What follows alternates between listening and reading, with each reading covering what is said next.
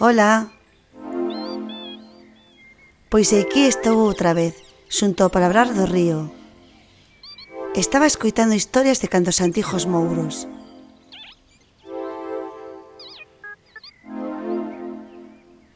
Falaba eu con vos de cando os humanos ían facer a nacente de ruído branco. Daquela, tivemos que aparecernos diante dunha ánima humana.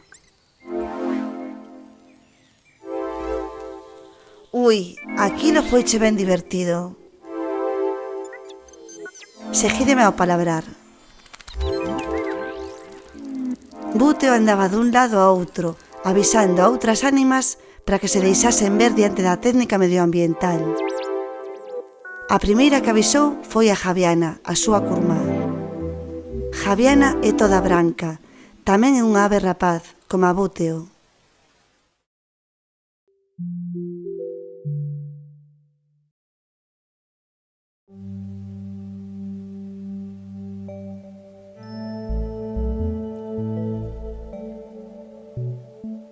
Contan dela que unha vez viron como collía un pasariño coso a última hora do día e decidiu non darlle a morte, senón compartir con el o seu calor corporal naquela noite fría, até o mencer,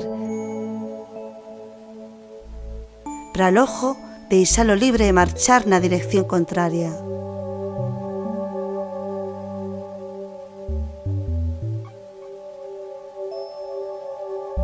Javiana éche moi valente, rápida e intrépida, e isí que foi unha tarefa doada deixarse ver. Voou por riba da técnica medioambiental e esta apuntou cousas na súa libreta de tinta.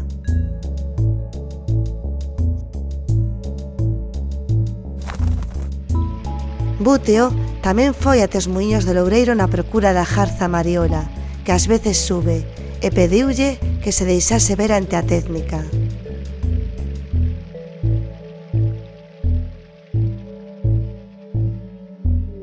E guiou na tela.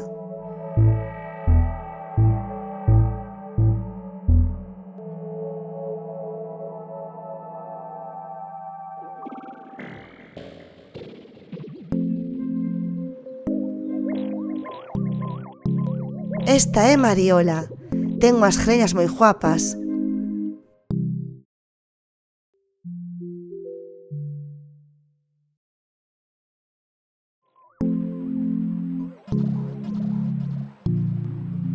Mariola ten moito palabrar escondido entre as súas plumaxes.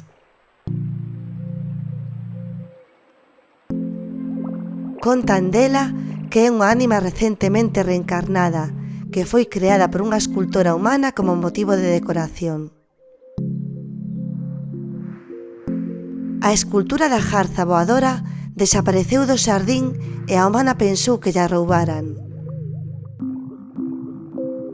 Pero o que aconteceu realmente foi que a escultura cansouse de estar aí e unha tarde saíu andando e transformouse en Mariola. E subiu río arriba até chegar aos límites do noso vecindario.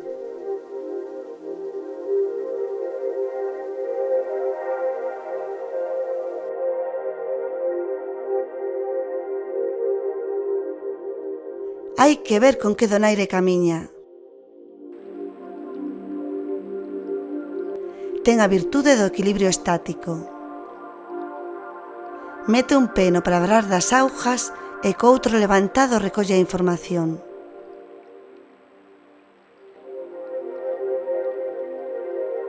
Pode quedar queda como unha estatua durante minutos coa pata ergueita.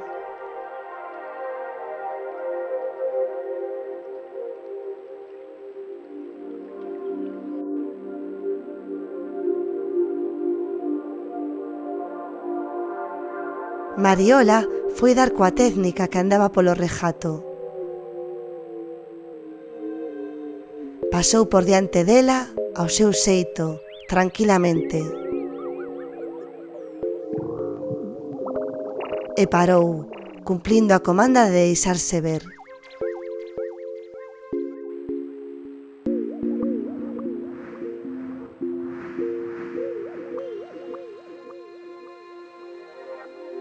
Alfredo, o turón, ten un gran olfato.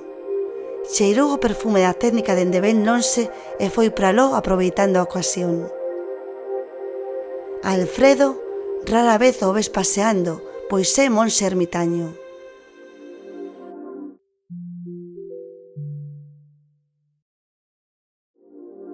Vive aillado, pois practica meditacións dos antigos mouros taoístas. A súa especie garda este coñecemento dende os tempos antigos.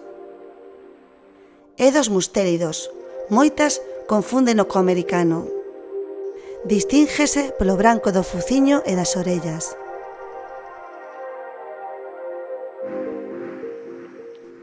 A técnica aporouse a sacar a libreta para apuntar datos. Buteo tamén falou cos lobos das montañas de aló en riba. A familia dos lobos, nun principio, parecía reticente a idea de deixarse ver, pois dicían que os humanos querenlles mal e asústanse moito tanto os uns como os outros. O caso é que baixaron dende as montañas e agardaron no regato de arriba. A técnica andaba escondida pola beira do prado grande e sentiu berrar a Buteo. De seguido, apareceu a nai dos lobos con 2 dos seus fillos e un neto. A técnica veunos pasar, asustouse e agochouse por un tempo na espesura. Logo saiu fungada.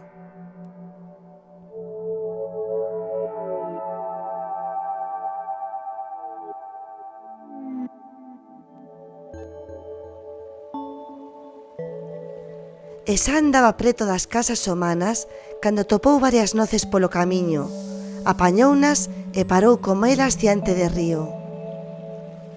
Mordeu unha daquelas noces e sentiu como o seu sabor chegaba a cada célula do seu corpo, abríndose paso como a un río. Quedou mirando para a auga de río e de súpeto puido escoitar o palabrar en forma de imaxes no espello da auga. Puido ver e sentir a vida do noso vecindario. Sentiu a Petra coidando das fillas, ao gran Carballo espallando información polos micorrizos, a Custodio acompañando ao astrólogo Avelino. Escoitou a Buteo dentro das augas, empatou co pai de Mondrian e veu as veciñas facendo o seu. E comprendeu o noso estar.